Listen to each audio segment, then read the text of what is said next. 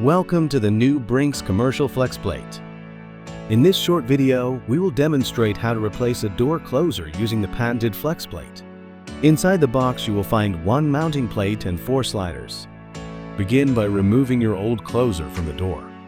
Once removed, attach the FlexPlate loosely to the existing holes in your door.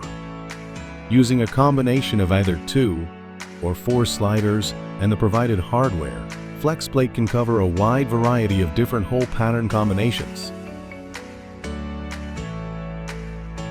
FlexPlate is compatible with nearly every competitor hole pattern. Once attached, adjust the plate horizontally or vertically to achieve the desired location as outlined in the instructions. Then tighten down the screws. Lastly, attach your closer body to the FlexPlate and proceed with the next step of installation. Thanks for watching.